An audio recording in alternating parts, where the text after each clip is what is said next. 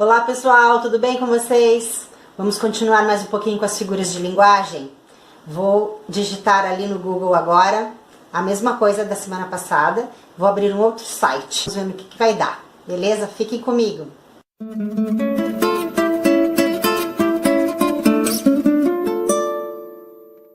Esperando abrir aqui, tá demorado esse negócio. Lembrando então, enquanto abre aqui, semana passada a gente viu as figuras de som e as figuras de construção. Lembram quais eram? As de som era a literação, repetição das mesmas consoantes, né, nas palavras, num verso, por exemplo, e a assonância, repetição de vogais, sons vocálicos. Lembram disso? E daí a paronomásia, a terceira figura de som, que é a repetição de sons parecidos em algumas palavras, né, selecionadas. As palavras têm significados distintos, mas têm sons parecidos. Lembram do exemplo? Eu que passo, penso e posso. Eu que passo, penso e peço. Então, pessoal, olha aqui, ó, acabei de abrir o site Educa Mais Brasil. Figuras de linguagem. Recurso criativo utilizado por escritores. Não só por escritores, mas a gente usa direto.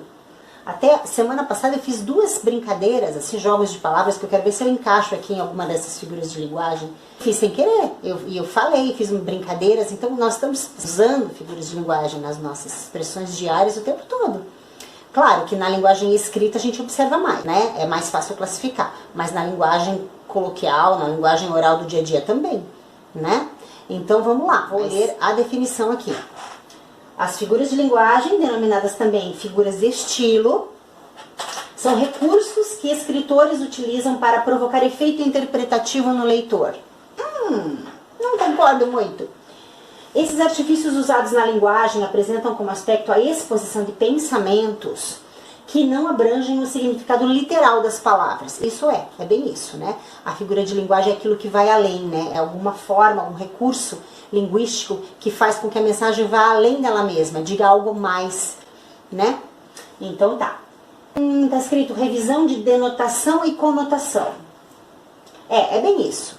A linguagem denotativa, ela diz o que é para ser dito. Não tem nenhuma intenção de dizer algo além. E a linguagem conotativa está querendo dizer algo além. Por isso, as figuras de linguagem entram nesse campo da conotação, né? Da linguagem conotativa. Então, falei com as minhas palavras, né? O que eu entendo por conotação e denotação. Mas agora eu vou ler o que está escrito aqui no site Educa Mais Brasil. Revisão de denotação e conotação. Existem dois conceitos importantes que são fundamentais revisar antes de estudar as figuras de linguagem. Eu gosto disso. Tem uma introdução para poder se apropriar do tema, né? São eles, denotação e conotação. A conotação diz respeito às expressões no sentido figurado. Conotação, lembra de com, algo que vem junto. Ou seja, a depender do contexto, os termos apresentam diferentes significados. Isso é conotação, tá? É caracterizado por possuir termos criativos e que despertam sentimentos no receptor. Já a denotação remete às palavras no sentido literal, ou seja, independentemente do contexto. Termos denotativos apresentam o significado original do dicionário.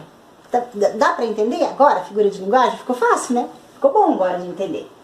A classificação das figuras de linguagem segundo este site é assim, começa assim, ó, um pouquinho diferente.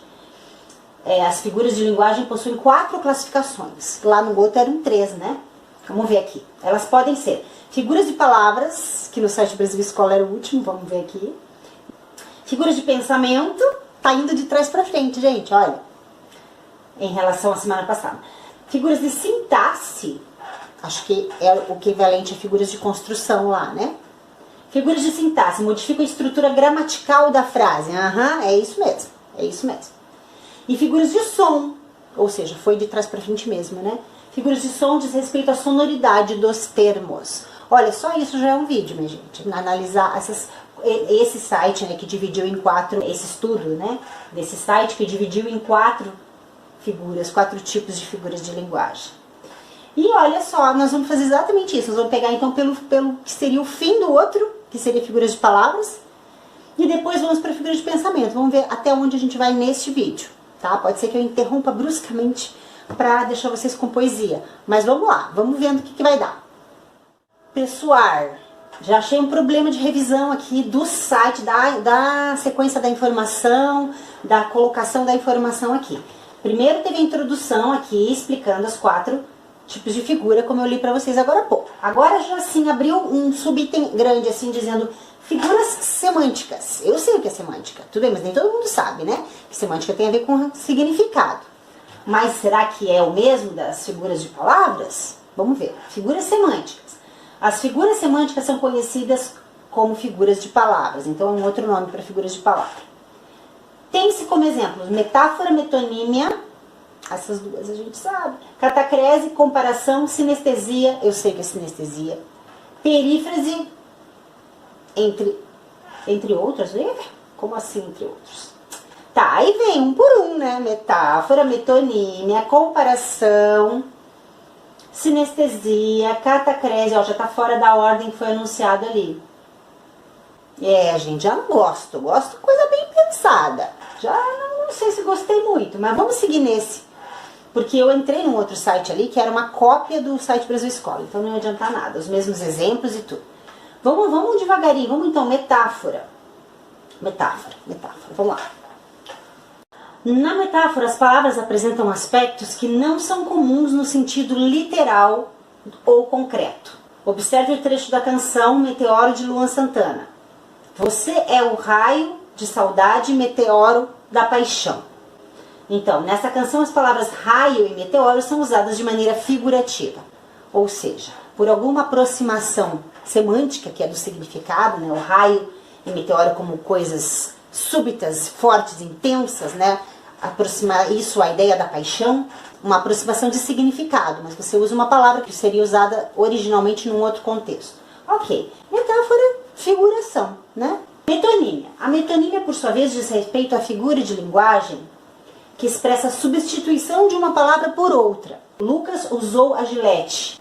Em vez de dizer Lucas usou uma lâmina de barbear, Lucas usou a gilete. Ok, no lugar de lâmina de barbear, você coloca o nome, a marca, por exemplo. Isso é uma das formas de metonímia só, hein? Eu conheço outras. Inclusive, na psicanálise, metonímia é uma outra coisa, mas tudo bem. Comparação, próximo. A figura de linguagem comparação remete à ação de atribuir semelhanças. Para isso, é comum utilizar termos como assim, igual a, como, que nem, tal qual, assim como, além de outros. Eu fiz o que nem, porque que nem é coloquial, né? Mas tudo bem. Então não tem nem exemplo de comparação? Ai, esse site. Tá bagunçado, gente. Tá bagunçado. Acho que eu vou parar por aqui.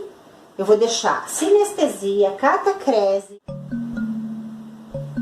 Não, eu vou sinestesia. Diz respeito à figura de linguagem que abrange a união de sentidos distintos.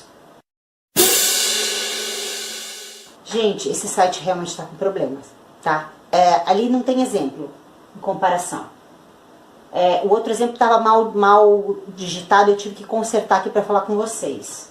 Aqui já não tem, já está chamando, reduzindo o sentido de sinestesia a uma troca de sentidos aqui, sentidos distintos. A voz de Rogério era doce. Não explica. Como assim? Não explica a sinestesia aqui direito. E catacrese, a figura de linguagem catacrese é empregada quando utiliza-se para denominar algo que não tem um significado específico. Exemplo, ele retirou 3 dentes do alho. O braço da cadeira estava danificado. Minha gente, não rolou esse site aqui. Eu não queria olhar antes, ler antes para avaliar, porque aí não teria uma reação espontânea aqui com vocês, mas não tá dando. Tem muitos problemas esse site. Então eu vou escolher outro para semana que vem. Já tivemos assim um esboço então de figuras de palavras, que são as figuras semânticas, certo? Eu vou continuar semana que vem e vou deixar vocês com poesia. Foi só um aperitivo então para as figuras de palavra. E só retomando ali a catacrese, né? É um elemento humano atribuído a um objeto, né? Um braço da cadeira e tal. Mas me decepcionei com a sinestesia, que tá muito mal explicada, né? E, ó, eu já ia querer fazer touch aqui no computador grande. Não tem touch, Cláudia. comparação não tem exemplo, na outra tem referência do autor, no outro não tem, bagunçadinho, né? Eu como revisora já não consigo. Tá bom então, pessoal, vou deixar vocês com poesia agora. Lembram que eu falei que nós íamos ter poesia de escrita feminina nos próximos vídeos? Então, semana passada vimos a Carmen Carneiro e hoje nós vamos ficar com a Hilda Hilst, tá? Que faleceu em 2004 e nasceu em 1930. Tem um poema bem bonito dela aqui pra vocês, tá? Deem um like nesse vídeo, se inscrevam no canal, ativem o sininho, deixem um comentário. Vamos ficar com a poeta de hoje.